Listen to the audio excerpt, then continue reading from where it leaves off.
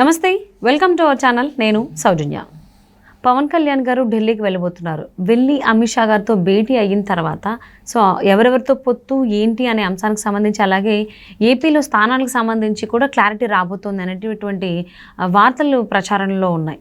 వీటిలో వాస్తవం ఎంతవరకు ఉంది ఏంటి ఈ అంశానికి సంబంధించి మనతో మాట్లాడడానికి, వారి విశ్లేషణని మనతో పంచుకోవడానికి ఈరోజు మనతో పాటు ఉన్నారు సీనియర్ పొలిటికల్ అనలిస్ట్ అంకమరావు గారు ఉన్నారు. వారితో మాట్లాడదాం. నమస్తే. నమస్తే అండి. ఢిల్లీకి పయనమయ్యారు జనసేన అధినేత పవన్ కళ్యాణ్ గారు. సో వెళ్ళిన తర్వాత అమిత్ షా గారితో భేటీలోనే ఈ ఏపీలో స్థానాలకు సంబంధించి కూడా మాట్లాడబోతున్నారనేటువంటి వార్తలు వినిపిస్తూ ఉన్నాయి. సో 6 ఎంపీలు అలాగే 30 అసెంబ్లీ స్థానాలు ఇవ్వాలనేటువంటి ఆలోచనలు ఉన్నారు అన్నట్టుగా వార్తలు వినిపిస్తున్నాయి. వీటిల్లో వాస్తవం ఎంతవరకు ఉంది అంటారు? అసలు ఏంటి అంటే ఇప్పుడు ఎన్డీఏలోనే ఉన్నారు పవన్ కళ్యాణ్ గారు. మన తెలంగాణ ఎన్నికల్లో కూడా భారతీయ జనతా పార్టీను జనసేన కలిసి పోటీ చేశాయి. ఇప్పుడు ఈరోజు నిన్న చంద్రబాబు నాయుడు గారిని పిలిపించుకొని మాట్లాడటం కూడా జరిగింది వాళ్ళు.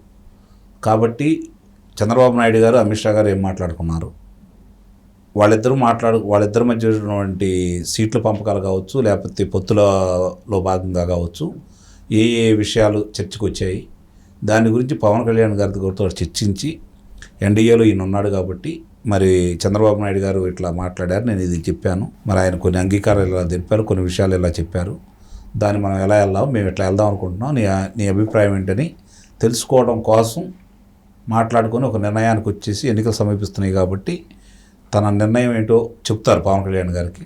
దాన్ని పట్టుకొని రేపు పొద్దున ఈయన ఒక నిర్ణయానికి వచ్చేసి ప్రకటిస్తారని చెప్పి నేను భావిస్తున్నాను. ఇక మీరు అన్నట్టు 6 లోక్సభ స్థానాలు, 30 శాసనసభ స్థానాలు ఇద్దరికి కలిపి అనే మాట వినిపిస్తూ ఉంది. సహజంగానే దాదాపు అన్ని స్థానాలకి వాళ్ళకి అవకాశం కలగజేయచ్చు, అందుట్లో సందేహం ఏం లేదు. ఓకే, ఎక్కువ తక్కువ అనేది పక్కన పడిస్తే వాళ్ళిద్దరు ఎట్లా పంచుకుంటారు ఏంటనేది వాళ్ళ నిర్ణయానికి వదిలేస్తారు. వీళ్ళిద్దరూ ఎన్డీఏ భాగస్వాములు కాబట్టి మరి ఈ యొక్క ప్రతిపాదన ముందు పెట్టారు, మనకు అంగీకారమా లేదని చెప్పి ఇంకోసారి వాళ్ళు చర్చించుకొని ప్రకటిస్తారని అయితే నేను భావిస్తున్నాను. అంటే రాబోయేటువంటి రోజుల్లో ఆంధ్రప్రదేశ్ ఎన్నికల్లో టీడీపీ జనసేనతో పాటు బీజేపీ కూడా కలవబోతోంది అని అనుకోవచ్చు అంటారా? పరిణామాలు చూస్తూ ఉంటే అట్లానే ఉన్నాయి కదా. అంటే ఇప్పుడు వాళ్ళు చివరి నిమిషం వరకు పొత్తులు పొడుస్తాయా లేకపోతే ఇవి దూరం జరుగుతాయా అని చెప్పని ఇది విధంగా చెప్పలేని పరిస్థితి ఈరోజు ఉన్నాయి. చివరి నిమిషం వరకు మరి వాళ్ళు పొత్తులో ఉంటారు, పొత్తులో బయటకు వెళ్తూ ఉంటారు, వాళ్ళకి కావాల్సిన స్థానాలు ఇకపోతే అలుగుతారు, బెదిరిస్తారు, గందరగోళాలు జరుగుతూ ఉంటాయి కదా. కాబట్టి చివరి నిమిషం వరకు. కాబట్టి ఇక్కడ మాత్రం తెలుగుదేశం జనసేన పార్టీ పొత్తు మాత్రం చాలా బలంగాను ఒక మంచి అభిప్రాయంతో ముందుకెళ్తున్నమాట మాత్రం వాస్తవం. అవును. మధ్యలో ఎవరో ఎలాంటి పరపచ్చలు తీసుకొచ్చినా కూడా వాళ్ళు వాటి గురించి పట్టించుకోకుండా కలిసే ప్రయాణం చేయాలి. వాళ్ళిద్దరు కలిస్తే వాళ్ళ బలం ఎంతో వాళ్ళకి తెలుసు కాబట్టి ఇద్దరు కలిసి ముందుకెళ్లాలనే ఒక నిర్ణయానికి సదభిప్రాయానికి వాళ్ళు వచ్చారు. అందుకని చాలా స్పష్టంగా పవన్ కళ్యాణ్ గారు కూడా చెప్పడం కూడా జరిగింది, అలాగే చంద్రబాబు నాయుడు గారు కూడా శ్రేణులతో చెప్పడం కూడా జరిగింది. ఆయన కూడా చాలా వారి యొక్క సమావేశంలో, వాళ్ళ పదాధికారుల సమావేశంలో చాలా స్పష్టంగా పవన్ కళ్యాణ్ గారు కూడా చెప్పడం కూడా జరిగింది. 2024 వరకు ఎన్నికల్లో పొత్తుల్లో భాగంగా నా ఇష్టానికి వదిలేసేయాలండి, నా వ్యూహాలు నాకున్నాయి, ముందు పార్టీని పటిష్టం చేయాలి, శాసనసభలో మన ప్రాతినిధ్యం ఉండాలి, కాబట్టి మిగిలిన విషయాలని మీరు పక్కన పడేసేయండి, పొత్తుల విషయం వరకు నా ఇష్టానికి వదిలేసేయండి ఒకసారి, తర్వాత మిగిలిన విషయాలు చూసుకుందాం, ముందుగా మనం ఇప్పుడు ఉన్న ప్రభుత్వాన్ని గద్దెదించడమే మన ఏకైక లక్ష్యం అని చెప్పిన ఆయన అన్న ఆ మాట మాత్రం చాలా విలువగలది, అందుట్లో ఎలాంటి సందేహం కూడా ఏం లేదు. దాని ప్రాతిపదికనే మా ఇద్దరి మధ్య ఇలాంటి ఒప్పందం జరిగిందండి, కాబట్టి మీరు కూడా దీన్ని సహకరించండి, మనం ఇలా వెళ్తే బాగుంటుంది అని చెప్పని పవన్ కళ్యాణ్ గారు కూడా తన అభిప్రాయాలని అమిత్ షా గారు ముందు ఉంచుతారని అయితే నేను భావిస్తున్నాను. ఓకే, కాబట్టి ఒకటి మాత్రం పచ్చి నిజం, ఇక్కడ ఎట్టి పరిస్థితుల్లో కూడా ఈ యొక్క జనసేన తెలుగుదేశం పార్టీ పొత్తు విషయంలో మేము ఇట్లా అనుకున్నాం, ఇది ముందుకు వెళ్ళటమేనండి, కాకపోతే మీరు మా గట్టునుంటారా ఆ గట్టునుంటారా అనే విషయం కలిసి ప్రయాణం చేయమంటారా, లేదంటే మేమిద్దరం కలిసి ప్రయాణం చేయడానికి అవకాశం ఉందనే విషయాన్ని చాలా స్పష్టంగా పవన్ కళ్యాణ్ గారు తెలియజేస్తారని అయితే నేను భావిస్తున్నాను. అంటే ఇక్కడ ఒక మాట అంటే ఏంటంటేనండి, ఫస్ట్ నుంచి కూడా అనుకుంటుంది ఏంటి అంటే టీడీపీ జనసేన ఈ కూటమి అనేది చాలా పవర్ఫుల్గా జనాల్లోకి వెళ్ళిపోయింది. ఇప్పుడు కొత్తగా బీజేపీ వస్తుంటే అందులోనూ బీజేపీకి సంబంధించి ఎక్కడా కూడా పాజిటివ్ టాక్ లేదు. ఆంధ్రప్రదేశ్ ప్రజల్లో మంచి అభిప్రాయం అనేదే లేదు.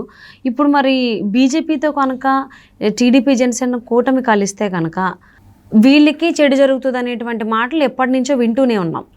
రాష్ట్రానికి మేలు జరిగేటప్పుడు పార్టీలు కొంత నష్టపోయినా ఇబ్బంది లేదనే ఉద్దేశంతో వీళ్ళు ముందుకెళ్తున్నారని అయితే నేను భావిస్తున్నాను. సో అంటే ఇక్కడ బీజేపీతో కనుక టీడీపీ జనసేన కలిస్తే అది వైసీపీకే ఫేవర్ అవుతుంది, వైసీపీకే పాజిటివ్ అవుతుంది అనేటువంటి సర్వేలు కావచ్చు, లేకపోతే కొంతమంది విశ్లేషకుల అభిప్రాయాలు కూడా అలానే ఉన్నాయి.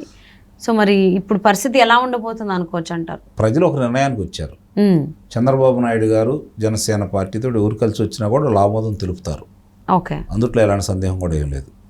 కాబట్టి ప్రజలు ఆమోదిస్తారని అనుకుంటున్నాను. ఆమోదించే విధంగా వాళ్ళని సర్ది చెప్పగలిగిన శక్తి సామర్థ్యాలు వీళ్ళిద్దరికీ ఉన్నాయి. ఎందుకు కలిశాము, ఎందుకు ఈ పొత్తు కలిసి ప్రయాణం చేయాలి, దీనివల్ల రాష్ట్రానికి జరగబోయే ఉపయోగాలు ఏంటి, వ్యక్తిగతంగా అయితే ఎవరికి లేదు కదా, రాష్ట్రానికి జరగబోయే ఉపయోగాలు ఏంటి అనేది రేపు పొద్దున చంద్రబాబు నాయుడు గారు, పవన్ కళ్యాణ్ గారు వివరంగా అందరికీ చెప్పగలరు, ప్రజలను ఒప్పించగలరు అనే నమ్మకం అయితే నాకుంది. అంటే ఇంతకుముందు కూడా జగన్మోహన్ రెడ్డి కొన్ని వ్యాఖ్యలు చేశారు. సో నన్ను అందరూ కలిసి ఓడించడానికి ప్రయత్నిస్తున్నాను, నేను ఒంటరిని అయ్యాను, నాకెవ్వరూ లేరు, మీరే నాకు ఉండాలని చెప్పేసి ప్రజల దగ్గర మాట్లాడడం. అంటే టీడీపీ జనసేన అలాగే బీజేపీ ముగ్గురు కలిసి నన్ను ఓడించడానికి అన్ని రకాలుగా ఇబ్బందులు పెడుతున్నారు అన్నట్టు కూడా ఆయన వ్యాఖ్యలు చేశారు. సో వీటి వల్ల అంటే ఇప్పుడు ఈ మూడు పార్టీలు కనుక కలిసినట్టయితే మళ్ళీ అగైన్ జగన్మోహన్ రెడ్డి ముఖ్యమంత్రి అయ్యేటువంటి అవకాశాలు ఎక్కువగా ఉన్నాయి అన్నట్టుగా కూడా ఒక టైంలో వార్తలు వచ్చాయి. దాని గురించి మీరు ఏమంటారు మరి? అంటే కేంద్ర అమిత్ షా గారి దగ్గరికి ఓ సమాచారం ఉంది. వాళ్ళ వేగుల ద్వారా ఆయన తీసుకున్నటువంటి సమాచారం ప్రకారం ప్రభుత్వం మీద తీవ్ర వ్యతిరేకత ఉంది. జనసేన తెలుగుదేశం పార్టీ కలిసి ప్రయాణం చేస్తే ఇట్లా ఉంది, అట్లాగే భారతీయ జనతా పార్టీ కలిస్తే భారతీయ జనతా పార్టీ మీద ఎలాంటి అభిప్రాయం ఉందో కూడా ఆయన సమాచారం సేకరించే ఉంటారు. కాబట్టి ఇప్పుడు వీళ్ళ మీద ఉన్న కోపాన్ని తగ్గించుకోవాలి అంటే ఒంటరిగా వెళ్తే ఇంకా ఇబ్బంది పడిపోతారు. కాబట్టి ఒంటరిగా వెళ్లకుండా వీళ్ళతో కలిసి ప్రయాణం చేస్తే ఉపయోగం ఉండదని చెప్పి వాళ్ళు భావిస్తున్నారు. అది బీజేపీ వాళ్ళు ఆలోచించేది కరెక్టే. వాళ్ళు గెలవాలి కాబట్టి ఏదో రకంగా పాజిటివ్గా ఉండే వాళ్ళతో రావాలి అని.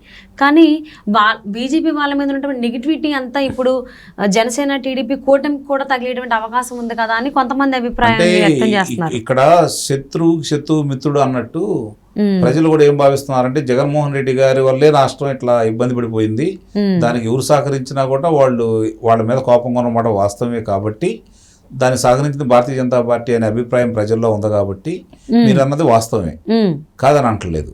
కానీ వాళ్ళు ఇప్పుడు దాన్ని సరి చేసుకుంటున్నారు, మనకి ఉపయోగాలు జరగబోతున్నాయి రాష్ట్రానికి, అతని స్వలాభం కోసం వాళ్ళని ఏం అడగలేదు, వాళ్ళు కూడా చూస్తూ ఉన్నారు.